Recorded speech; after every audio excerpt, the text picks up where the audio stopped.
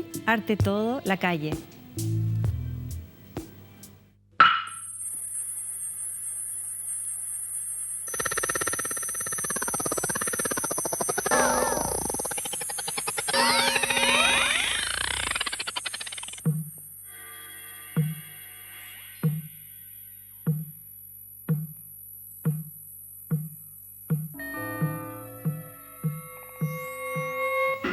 Haré un recuento.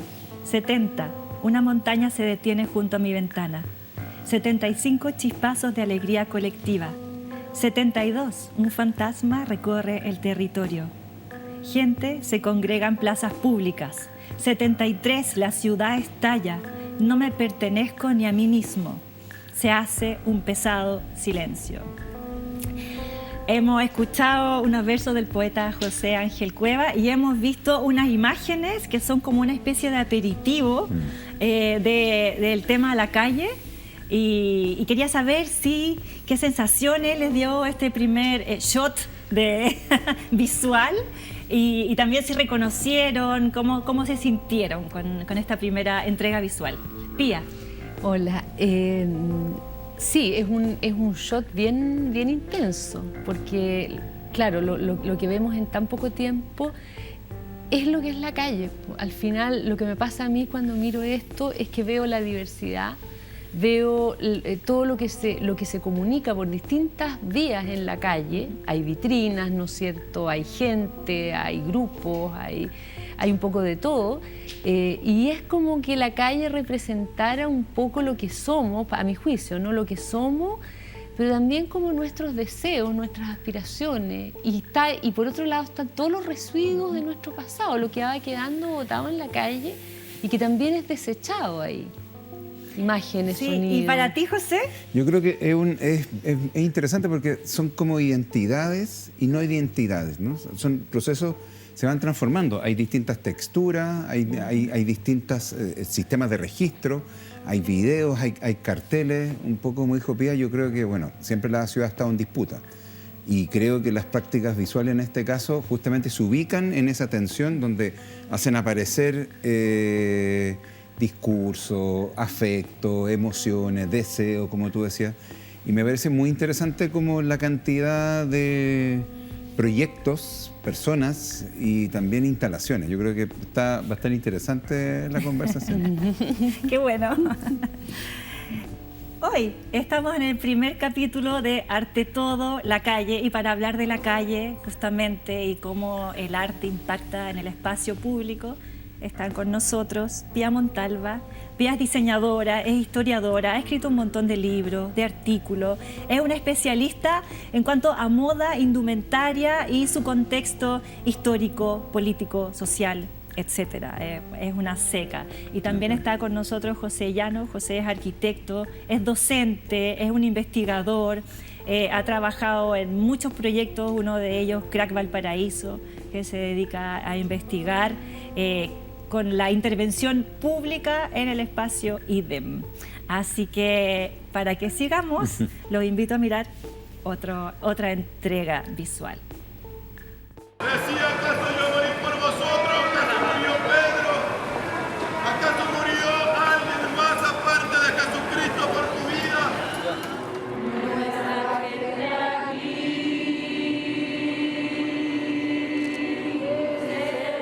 Están haciendo nada más que pidiendo algo. Su educación, sus padres, de tantas niñas no les alcanza para pagarles la educación.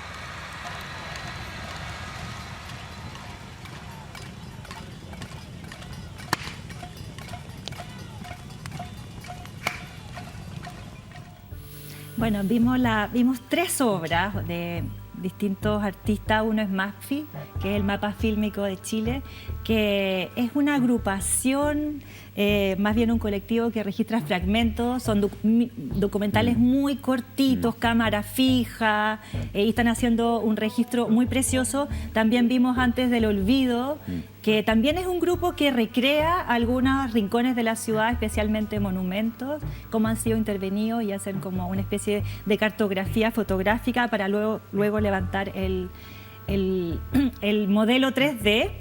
Y vimos las obras de Luis Bahamondes, que es un artista, cineasta, videasta, que también ha registrado con especial amor los últimos acontecimientos políticos y sociales en nuestra... Bueno, pero yo quería pasar al tiro al tema de la calle y preguntarles lo que más me importa de casi todo el mundo, que es saber si son callejeros ustedes y qué significa para ustedes la calle. Pía. Yo soy súper callejera, porque me gusta caminar y también porque nunca aprendí a manejar, porque nunca quise manejar. No era algo que me parecía particularmente interesante, porque yo siento que no necesariamente el hecho de tener auto te lleva a ti a los lugares. Yo creo que al contrario, te restringe mucho tu mirada sobre la ciudad. ¿Ya? Es una buena decisión esa. Es una buena decisión y eso te implica que te mueves, que usas el transporte público, que miras a las personas, que ves quienes habitan la ciudad, que ves quienes deambulan por la calle, cómo van cambiando, cómo van habitando la calle, cómo se van apropiando de los espacios, de las esquinas o de ciertos espacios donde hay pasto, de una plaza. Ahora digamos que hay mucha carpa colocada, hay muchos hábitats que están, digamos, instalados en distintos lugares de la ciudad, mucho más de los que uno ve, porque tampoco son tan visibles. Y a mí esa experiencia me encanta. Y además soy cachurera, entonces ando vitrineando. ¿Tu recorrido favorito? ¿Cuáles son? Mis recorridos... Los que son para ti. Para mí son los recorridos... bueno, es que hoy día está todo bien distinto en realidad, pero mis recorridos eran los lugares donde habían galerías. El centro, incluso esas galerías chicas de Providencia. Está siempre esta idea de que tú vas a descubrir algo y de hecho siempre descubro cosas. Que vas a hacer un hallazgo. Que vas a hacer un hallazgo, claro, que vas a hacer un hallazgo. Y entrar a todas las tiendas viejas, antiguas, nuevas, a cachurear, a mirar ropa. Miro ropa todo el día, pero cosas muy raras, digamos, de todo. José, ¿tú, callejero? Sí, yo creo que hay una transformación. Porque me acuerdo cuando estaba estudiando, hacíamos unos recorridos muy largos desde Estación Central hasta Los Leones. Entonces recorríamos, caminábamos. Pero yo creo que es interesante el tema de ser callejero porque tiene distintas velocidades. Yo creo que quien anda en auto, y a lo mejor no tan encapsulado, también se detiene en algo que son hoy día los tacos. Yo creo que es muy interesante porque sí. Hay una demora que ya es distinta en el tema de la velocidad o del caminar y donde uno puede reconocer, como bien dice Pía, como momentos, son como instantáneas, ya el tiempo no es lineal. Entonces, creo que es muy interesante. Yo vivo en Valparaíso, entonces los recorridos también son físicos. O sea, subir un cerro igual es bastante distinto a estar caminando en el plan. Pero yo creo que en el fondo, a mí me parece muy interesante como esa escala como más cotidiana, más pedestre, que en el fondo te permite encontrarte con el otro o con la otra, en el fondo. Eso está muy bueno. Sí, les quería preguntar a los dos como desde sus prácticas, porque la premisa un poco es conversar acerca de el espacio público y cómo es impactado por el arte. Y quería preguntarles como lugar de exhibición, cómo te impacta desde tu práctica y qué puedes contarnos un poco de eso.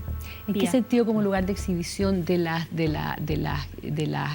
indumentarias? El lugar donde estamos expuestos. El lugar donde estamos expuestos. Es un lugar donde de alguna manera la ciudad se transforma en un escenario para que cada uno en su individualidad y directamente en el arte estemos ocupando ese espacio. Entonces yo me imagino que hay mucha relación también con lo que tú haces y la observación de la calle. Todo lo que tiene que ver con indumentaria, moda y cómo se relaciona con lo que somos y lo que estamos viviendo es la calle. Claro, absolutamente. O sea, la calle es como el telón de fondo. Puede ser un telón de fondo que en el fondo va a establecer un contraste con estas identidades, identidades que de repente irrumpen en una determinada escena y que claramente están como en contradicción con esa suerte de armonía que se construye, porque nunca hay una armonía. En realidad la calle yo creo que bulle. A mí eso es lo que me gusta, que siento que todo se mueve. Movimiento. Claro, que todo se mueve para algún lado. Entonces, de alguna manera, más bien es uno que con la mirada fija ciertas cosas. Pero, por otro lado, también la calle también es una pasarela. Yo siento que la calle, porque es el espacio público, también es el lugar de exhibición de las identidades, el más abierto, el más democrático, digamos, todavía probablemente, dentro de los límites. También sabemos que estamos en una ciudad súper fragmentada y que no todo el mundo circula por todos lados, pero aún así, en esos fragmentos, al menos no hay límites, barreras de entrada impuestas desde el inicio, no pueden haberlas. Tú puedes acceder, nadie te lo puede impedir.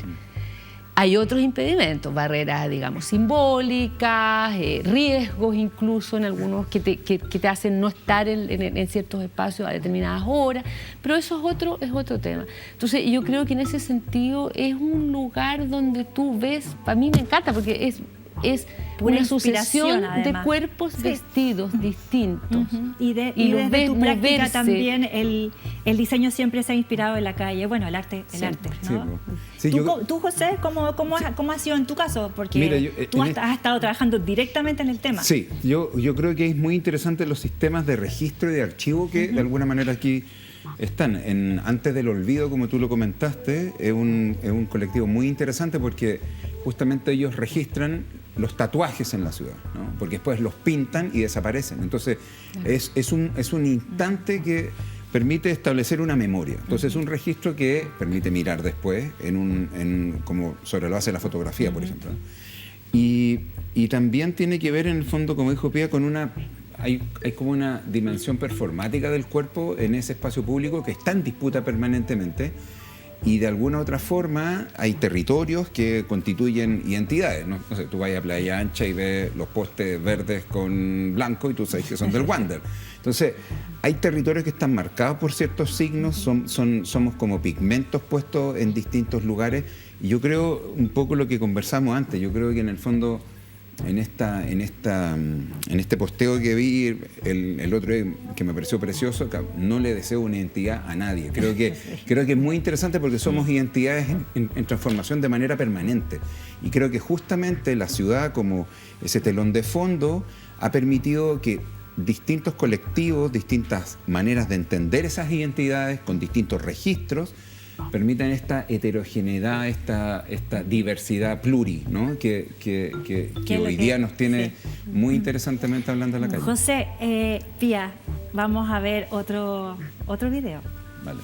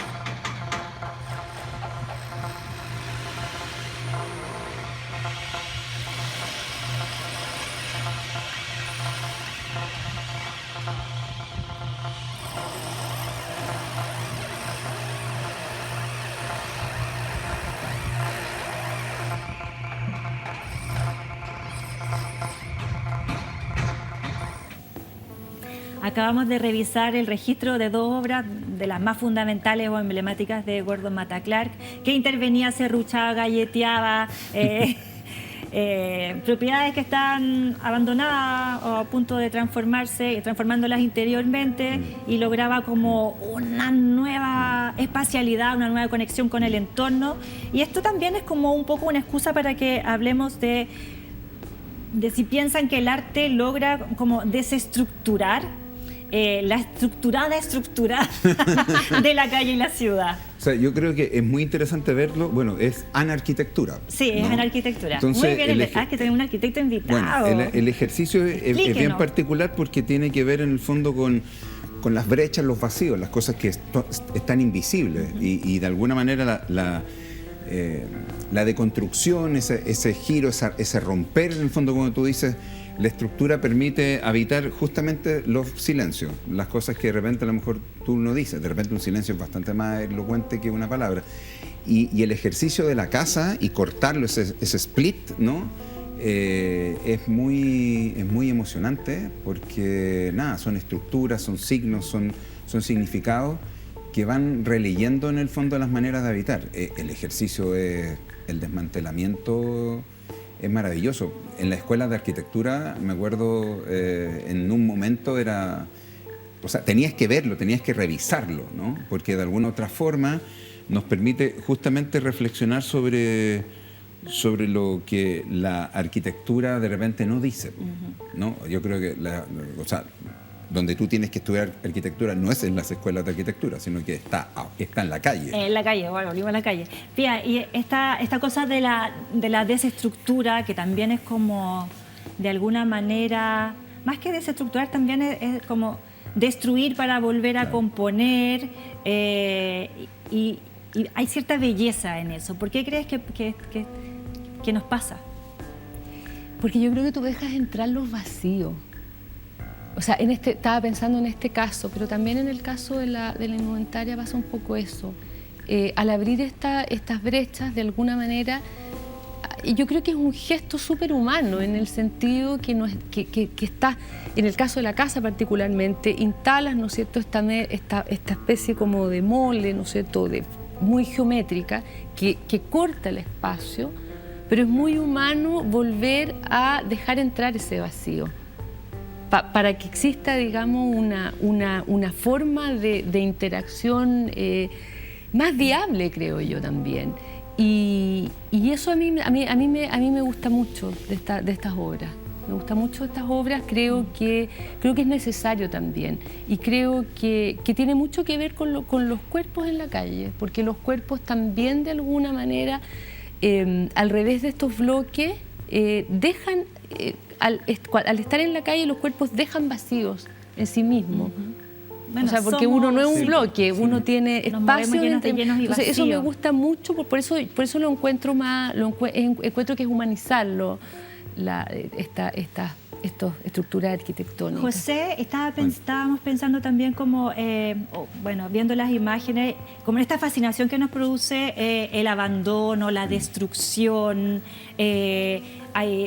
Hay como cierta poesía en esos rincones de la ciudad, de la calle, que están en el abandono, pensando desde el sitio Oriazo hasta la ruina. ¿Qué crees que pasa con estos espacios que de alguna manera cautivan algo de nuestra atención, de nuestro espíritu? Sí, hay como dos cosas que se me ocurren ahora. Una, que estos dark points, estos como puntos negros, son como lugares que están, no sé si están detenidos, pero tienen una velocidad distinta.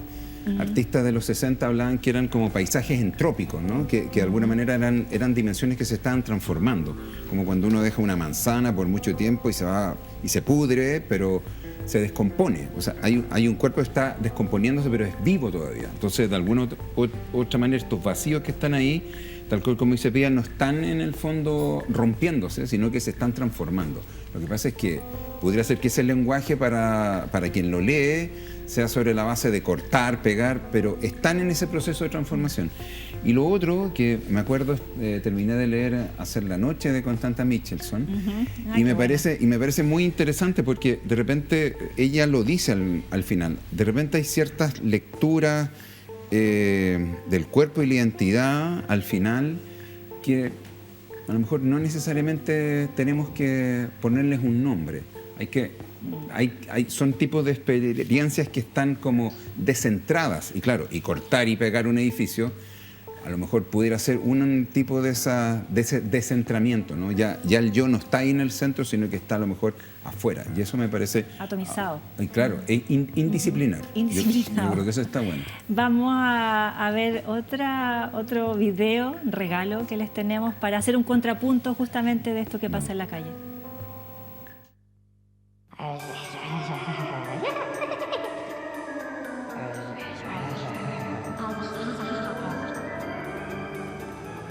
¿Cuál es la diferencia que distingue a un artista visual de un vendedor de peines? Pues seguramente la diferencia es la corbata. En esta oportunidad le vengo ofreciendo las últimas novedades y las cosas más accesibles que le puedo mostrar. Por ejemplo, le traigo esta ganga, una verdadera ganga, 4 peines diferentes por solamente un solo peso. Le vengo a ofrecer los peines que por un lado son francos y abiertos, pero que del otro no dan absolutamente ni una. Le vengo a ofrecer peines sometidos al estrés, absolutamente nerviosos, lo mismo que peines en completo estado de agotamiento. También le vengo a ofrecer peines francos, directos, fuertes, y también peines que tienen miedo, les hace así. Les vengo a ofrecer toda la furia del océano con los corales marinos. Y también les ofrezco los últimos delfines que quedan, porque sabe usted, ¡ay, cuidado, ay, se acaba de morir uno! Les vengo a ofrecer también las clasificaciones zoológicas, como la ballena azul, el cachalote y la tintorera.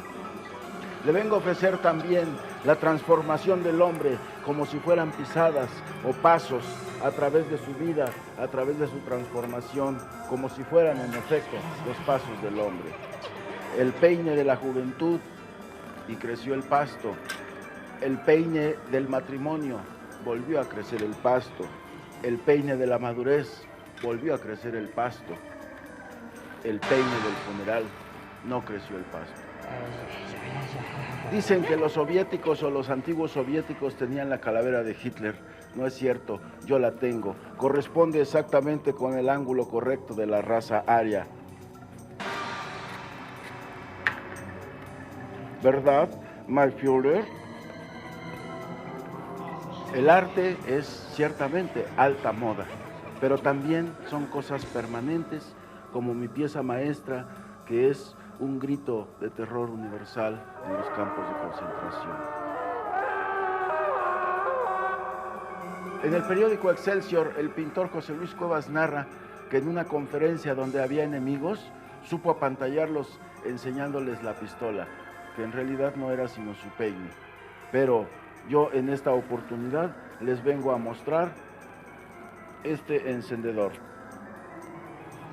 que se puede transformar fácilmente si lo movemos así y lo ubicamos en esta posición. En México solo hay 3 grandes: el Panzón Soto, el Panzón Diego Rivera y el Panzón Melquiades Herrera. Por eso yo he venido en esta oportunidad muy bien armado. Ahí estábamos con Melquiades Herrera, un artista mexicano súper vanguardista, performático, cachurero, diógenes, un cultor de lo que llamaríamos ahora la cultura material. La cultura material. De la cultura material. ¿Lo conocían? ¿Tía lo conocía? Yo no lo conocía, fíjate. ¿Tú, José, lo conocías? Yo había visto otra performance, pero sí, es de cultura material. Yo creo ¿Qué les pareció su trabajo? Es bien interesante, porque son sobre la base de los objetos cotidianos. Sí. Entonces, tiene un sentido muy interesante. Ayer estaba leyendo un texto que yo no sé, o sea, uno tiene familia, tiene mucha familia para todo. Y los amigos también se transforman en familia, no desde el punto de vista de la genealogía. Entonces, yo no sé si hay algún tipo de parentesco con las cosas, ¿cachai? A lo mejor uno tiene una chaqueta o la cajita del abuelito o la cajeta de la galleta que se va transformando. Yo creo que es muy interesante ver cómo los objetos nos van acompañando en el tiempo y se van transformando con cada una y con cada uno de nosotros y nosotros. Entonces creo que esta performance también es como situar desde lo más cotidiano lo que estamos produciendo, ¿no? Desde el amor. Sí. Pía, ¿qué te pareció a ti? Ay, a mí me encantó. ¿Qué pensaste de esta relación de Melquiades con los objetos? Me encanta porque además encuentro que está eso que hace uno, que es como parte de nuestra manera de apropiarnos del mundo, que es cuando miras algo, tú dices, oh, se parece a esto, que es una cosa súper cotidiana, la peineta, pero también podría ser una ballena, o sea, hay una ironía fuerte aquí, ¿no es cierto? Pero está esa asociación como básica que hacemos nosotros con todas las cosas que vemos. Entonces hay un tema como de percepción ahí que me gusta mucho. Y lo otro que me gusta mucho es cómo construye toda la relación con el tema del pelo. O sea, porque al final las pelucas se muestran, no se dice nada de ellas, pero están todo el tiempo presentes y yo me iba imaginando cómo peinaría cada una de esas pelucas con cada uno de estos peines, ¿no es cierto? Ese era como el ejercicio que iba haciendo. Y las texturas, porque tiene toda esa relación entre la manera como esta forma tan exagerada que tienen como las pelucas, aquí es todo tan artificioso, ¿no es cierto? Son artificiosos los peines, es artificiosa las representaciones de las pelucas, también está todo súper exagerado, el maquillaje, pero claro, y los aros, los accesorios, claramente para que se vea. A mí me encantó. Tía José, vamos a un corte comercial.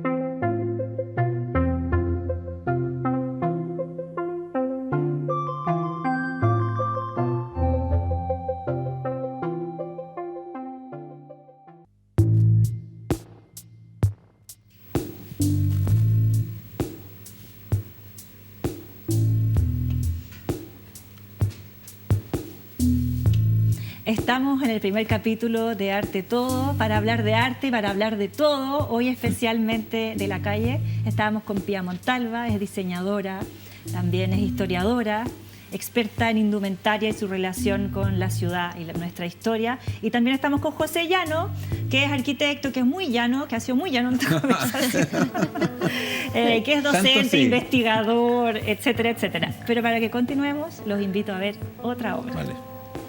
Para mí la poesía la vine a tratar de comprender un poco cuando estaba en sexto de bachillerato y un alumno tanto conocido por todos nosotros, influenciado por el maestro Pote, declaró la poesía llamada Pasiones Negras. Para mí la poesía es algo muy bonito, muy importante, sobre todo muy fundamental en la vida de una persona, de un ser humano, ¿no? Y hasta en el mismo sexo puede haber poesía. Sí. ¿Qué es para usted la poesía? La poesía para mí ha sido muy interesante toda una vida desde que me conozco yo. Conozco muchos tipos de poesías, unas líricas, otras revolucionarias y otras que hacen la expresión del pueblo. ¿Qué es para usted poesía de Cecilia Vicuña, artista, poeta, activista? Es como de lo más famoso que tenemos ahora, de lo más importante, artista chilena viva. Así que a propósito de, ¿qué es para usted la poesía?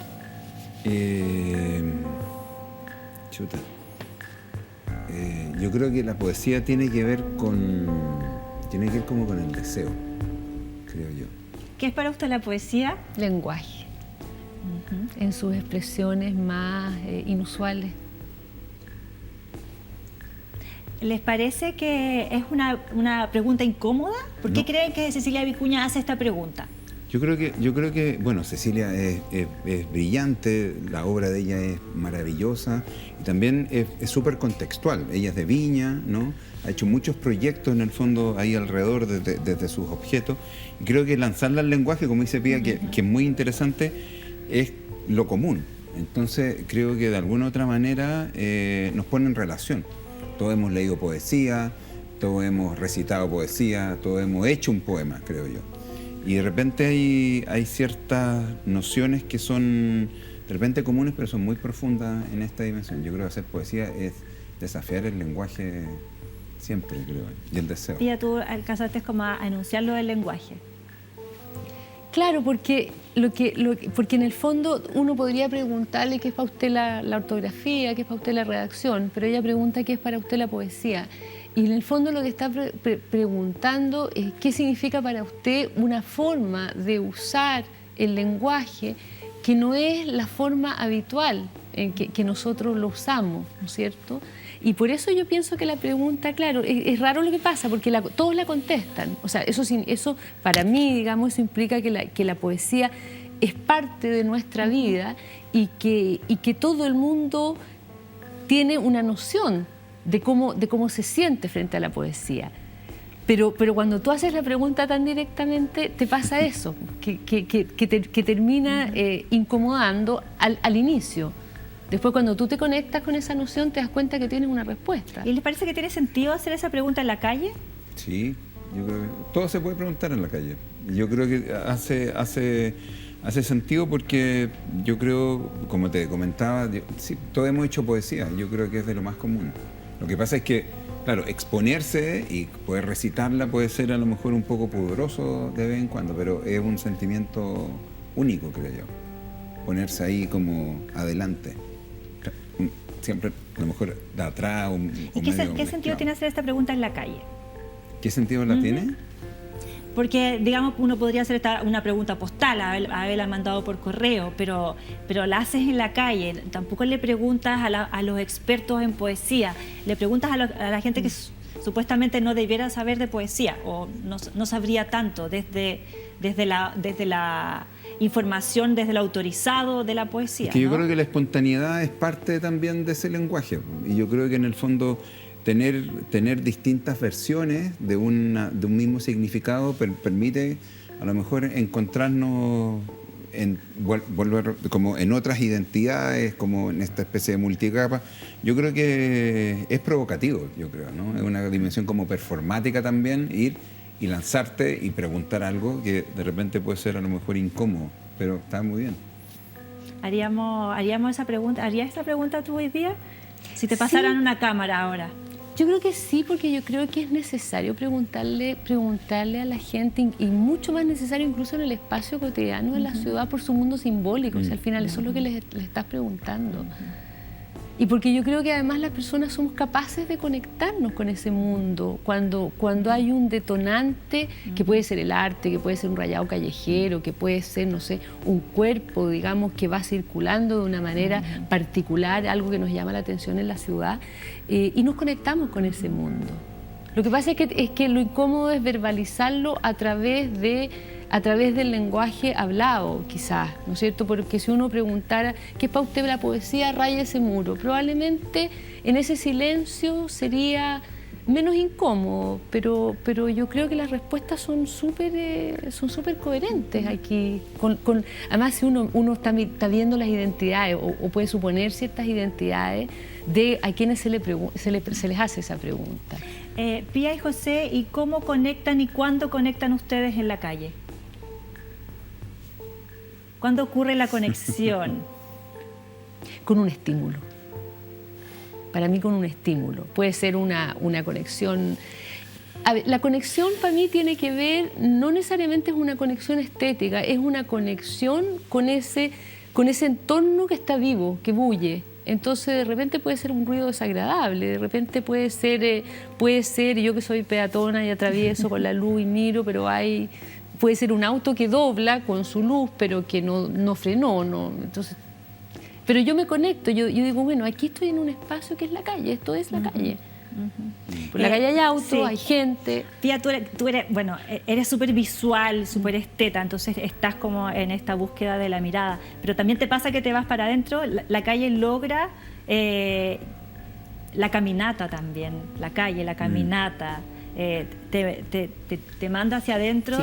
Me refiero a la mirada hacia adentro. Me manda hacia adentro y también es curioso porque la calle, el caminar me estimula el pensamiento a mí. Yo camino y empiezo a pensar en cosas que quiero hacer, proyectos, tengo imágenes en la cabeza, pero también yo sé que no es caminar en cualquier parte. O sea, si yo caminara en un gimnasio y diera vuelta alrededor del gimnasio, me pasarían bien pocas cosas. Yo sé que tiene que ver con estar al aire libre, yo sé que tiene que ver con estímulos que me llegan desde afuera, los olores, el viento, no sé, distintas y cosas que voy viendo que no necesariamente me estoy deteniendo a verlas, pero que en este deambular igual las voy incorporando.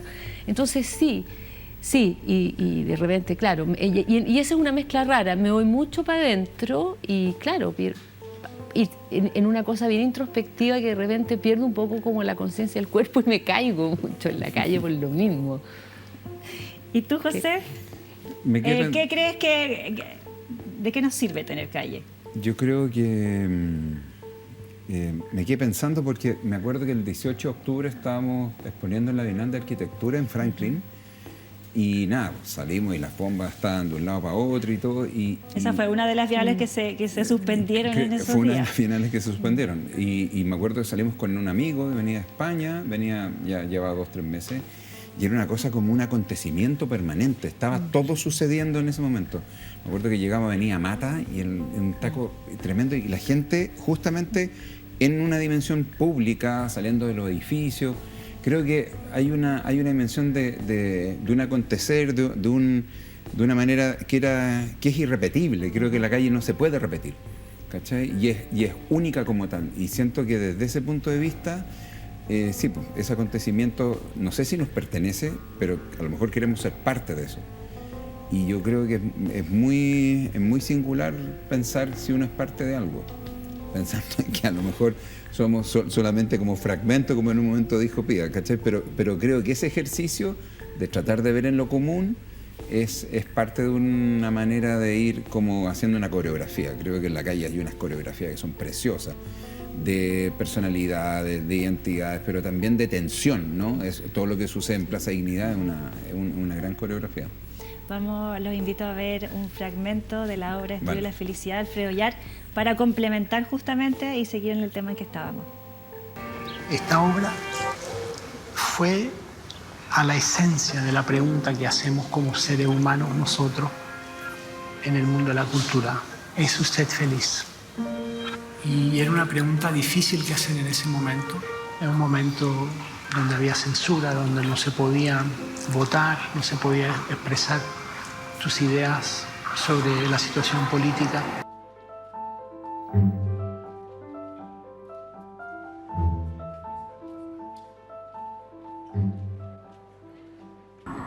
Alcé por un minuto más mi cara hacia el cielo, llorando, porque yo que creí en la felicidad había vuelto a ver de nuevo las irredarguibles estrellas. Gracias.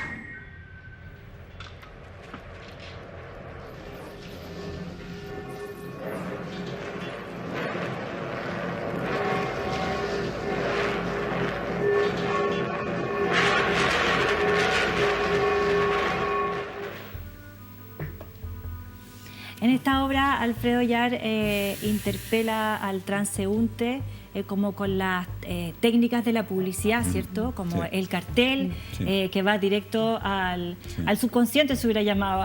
Ese es como el juego con la publicidad.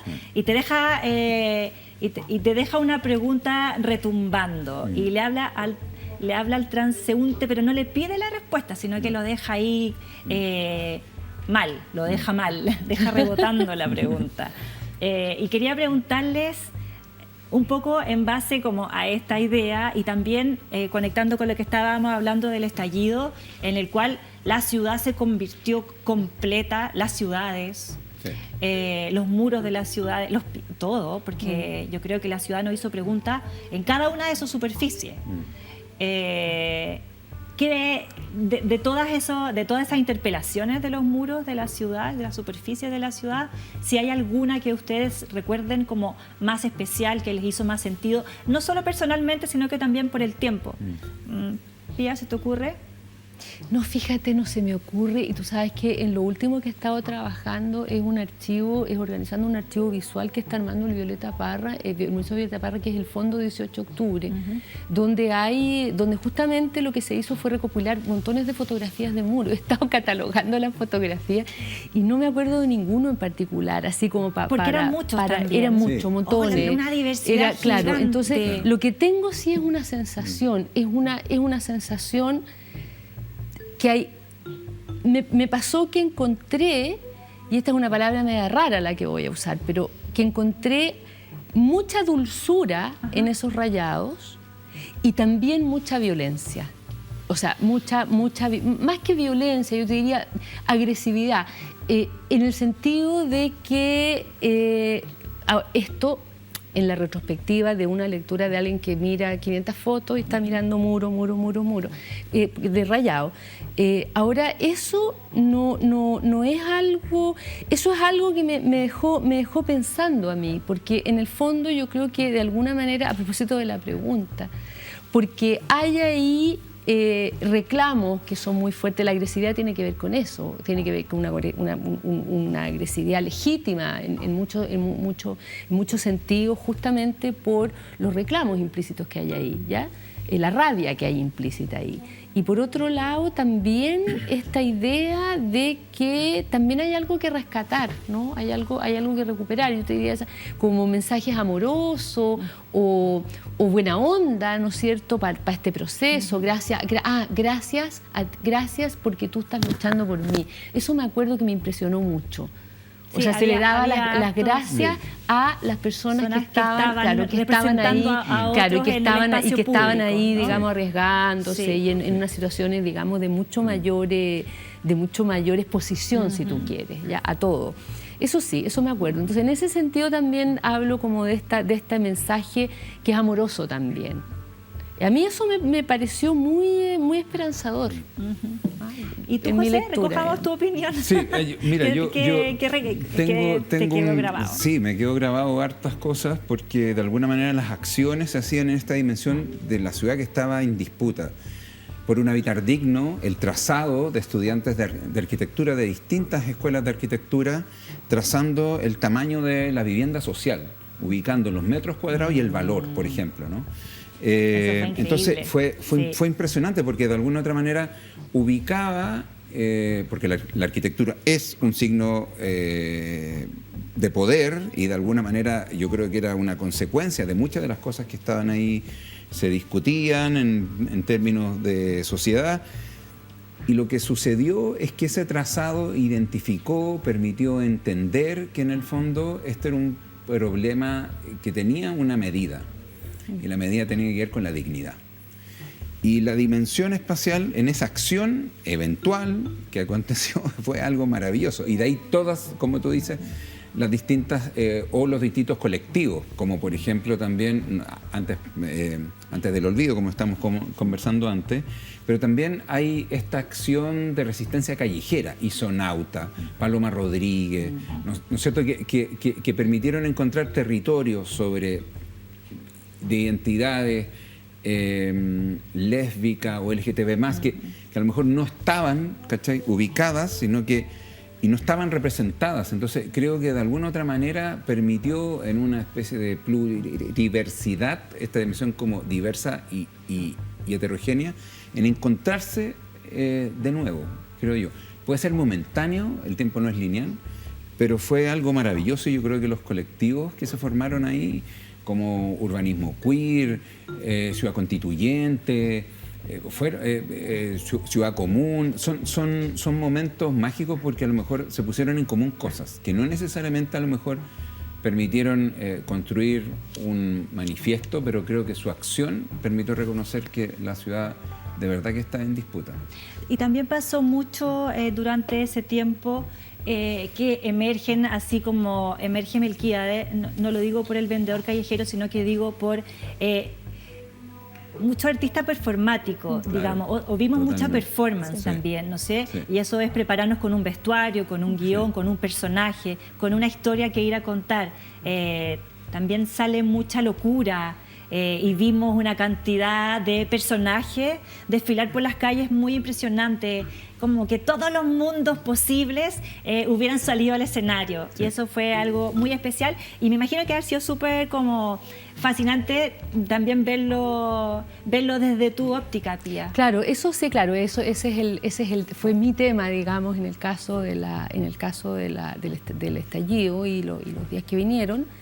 Sí, y yo te diría que es bien curioso porque lo que bueno, yo además escribí un artículo sobre el tema, pero ahí lo que más trabajo fue el tema de género, ¿no? Esta distinción entre la capucha feminista y el encapuchado que todavía está inscrito en este rol ultra masculino. Y está esa distinción, por un lado, está esta ruptura también con lo que es la tradición de revestir el cuerpo para la lucha. Y a mí me pareció notable, digamos, toda esta profusión de accesorios que cambian de uso, como los lentes, no sé, las cascos para soldar, los lentes, las antiparras, te fijas, y toda una serie de elementos que están asociados al trabajo, que es protección para el trabajo, protección industrial, y que pasan a tener una connotación distinta y son herramientas, digamos, para protegerte ahora de los gases, ¿no es cierto?, de las piedras, de los balines, en fin. Eso me pareció muy notable, muy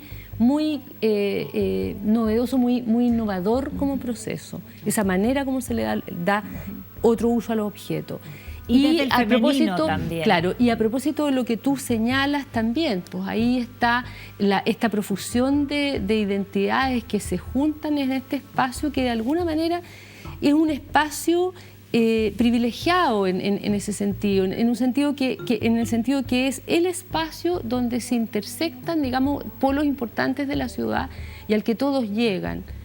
Y también porque hay el hábito de ir a ese espacio, a celebrar fútbol, elecciones, no sé, es un espacio que convoca en sí mismo por las características que tiene, porque hay un hábito de eso. Entonces, claro, por ejemplo, el caso de la tía Pikachu, ¿no es cierto?, que va a contar su historia, que es una historia insólita, pero que tiene tanto que ver con la manera como opera a nivel cotidiano para las personas las lógicas del modelo, ¿no? Finalmente que el hijo compre unos disfraces por internet porque se endeuda con esta tarjeta de crédito y ella tiene lo resultante de todos estos Pikachu y estos disfraces ahí y además se los pone con, no sé, más de 30 grados. Sí, o sea, eso a mí me sorprende como también la necesidad de expresión que hubo en toda esa diversidad indumentaria y la necesidad de mostrar una identidad o un problema o algo que en ese minuto este proceso detona en ti. Ella debe haber pensado, porque, pues yo estoy suponiendo, digamos, pero ¿qué es lo que le pasa cotidianamente últimamente? Tiene esta tremenda deuda, también producto del sistema. Entonces, ¿cómo reclamo? Me he visto de Pikachu, esto es lo que voy a hacer con estos disfraces que no sirven para nada finalmente. José, ya estamos terminando, pero para ir cerrando te quiero preguntar un poco, ¿cómo sientes tú que la irrupción de todos estos mundos, de todas estas individualidades, de todas estas historias, van cambiando este paisaje? Y preguntarles si les gusta este paisaje. Hay una investigadora feminista, Donna Haraway, que tiene un texto precioso y habla sobre los relatos en marcha. Yo creo que somos nosotros relatos en marcha. Y siento que de alguna u otra manera este momento nos permite reflexionar básicamente sobre la intimidad, sobre el afecto, sobre la dimensión de los cuidados y su interdependencia, si las comunidades se pueden cuidar y permiten de alguna u otra manera elaborar una posición. Lo digo, no sé si estoy diciendo esto en abstracto, pero en lo personal yo creo que es muy potente, y como bien comentaba Pía, en que hay una interpelación. Hay una interpelación a lo que hemos hecho y a lo que, si somos parte de algo. Y sentirse en ese sentido ser partícipe de algo creo que arma algo hermosísimo. Lo digo así porque me imagino que cada uno y cada una de nosotros y nosotras tiene una visión de ese mundo posible. Y creo que esa heterogeneidad es la que nos permite preguntarnos cómo vamos a vivir juntas, juntos y juntas, yo creo. Pía, para cerrar. Hoy no sé, fíjate, yo tengo una relación contradictoria con este momento y con este ciclo que se inicia ahí en ese minuto. No sé si es generacional, no sé, tengo menos expectativas, yo creo, tal vez, tengo menos expectativas, tengo una dictadura en el cuerpo de mucho tiempo, entonces, y yo creo que eso marca también la mirada. Me gusta mucho el cambio, me gusta mucho me gusta mucho lo que pasó en ese momento, que se haya visibilizado la necesidad y que haya habido en ese lugar esta confluencia, porque fíjate que yo en eso no estoy tan de acuerdo contigo, José. Yo creo que para mí lo que unifica a todos quienes estuvimos en algún momento en ese lugar es el malestar. No sé si, no estoy tan segura que se hayan podido constituir comunidades, o sea, probablemente sí, tú lo dijiste, no sabemos cuánto van a perdurar, puede que sea un proceso súper efímero. A mí más me preocupa cómo se va a establecer la relación, cómo nos vamos a relacionar con el otro. Hoy día eso me preocupa mucho, porque yo veo que hay un deterioro de la interacción con los otros en la ciudad, un deterioro importante. Sí, yo creo y esa parte es la que a mí me preocupa, porque finalmente hay algo ahí de agresividad que yo creo que fue aflorando, y a mí me parece bien que haya aflorado. O sea, yo creo que también la rabia hay que expresarla. En algún minuto la rabia es un motor de cambio y es importante. Bueno, cuando el miedo se va, hay que reconocerla, sí, y hay que... Pero yo me pregunto, digamos, en este después que tenemos que construir juntos, ¿qué vamos a hacer para entendernos? Yo creo una segunda interpelación. Pía y José, yo creo que me encanta que cerremos el programa así, con preguntas abiertas, en el mejor de los momentos, y vamos a seguir conversando después de despedirlos y de agradecerles a todos acompañarnos hoy en Arte Todo, la calle.